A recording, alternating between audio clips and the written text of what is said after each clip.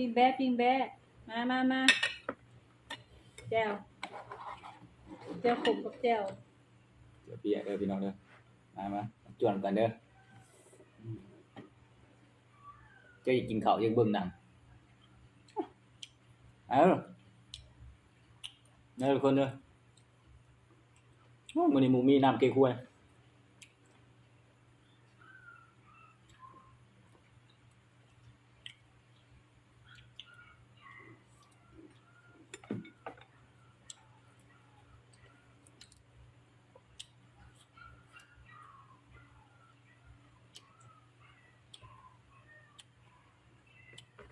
กินจุ่มดีนะ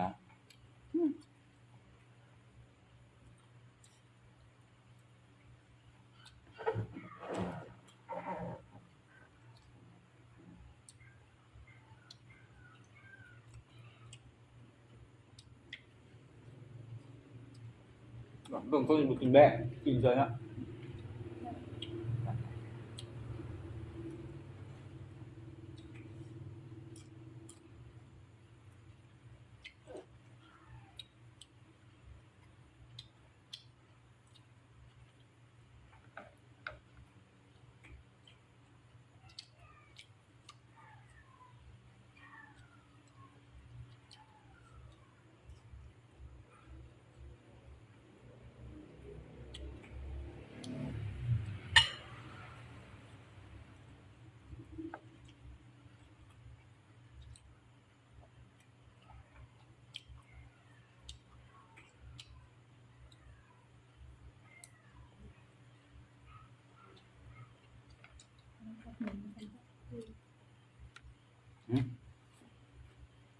เจ็บตับ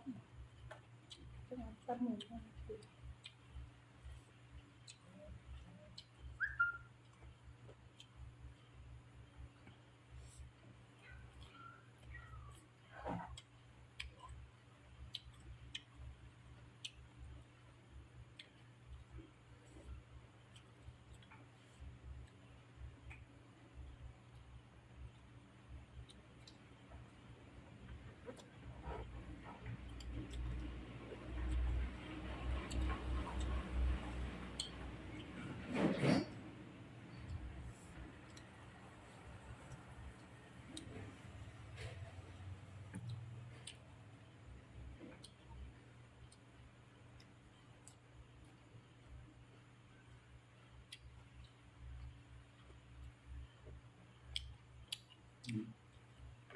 แล้วก็แล้วก็เบิ่งปิ้นไปปิ้นมาอยู่มึงหนังตายแล้ว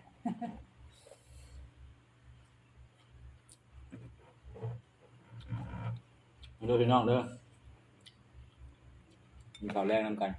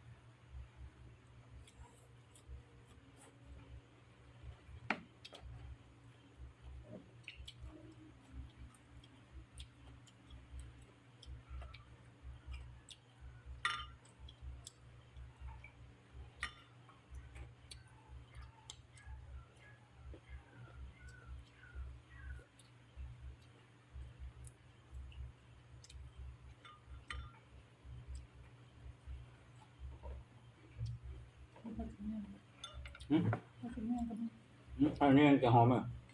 แต่ปีนะธรรมดาไม่ปีนะเอาบัวเอาปีใส่ปีแท้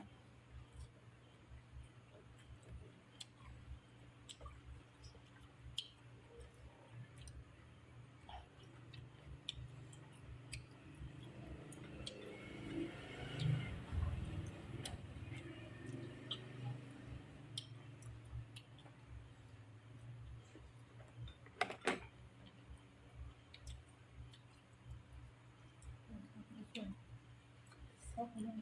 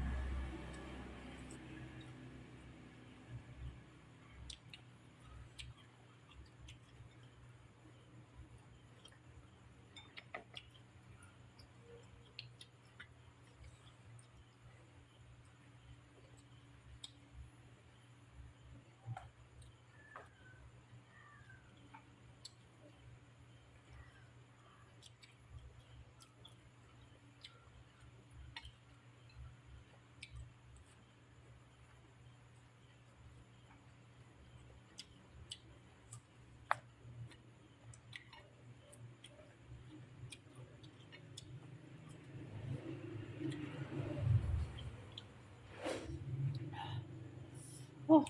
คัก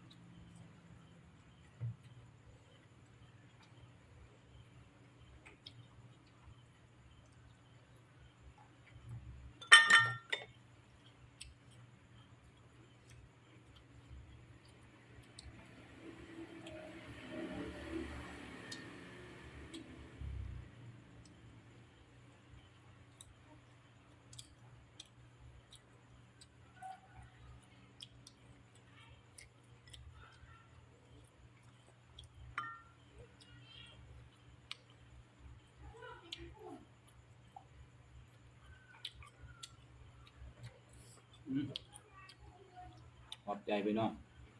แต่ว่าถึกใจก็กดไลค์กดแชร์กดติดตามทั้งช่อง Daily Channel ในเด้อฝากช่อง YouTube เฮาเนี่ยเพื่อจะบ่ได้พลาดในโอกาสคลิปต่อๆไปขอบใจ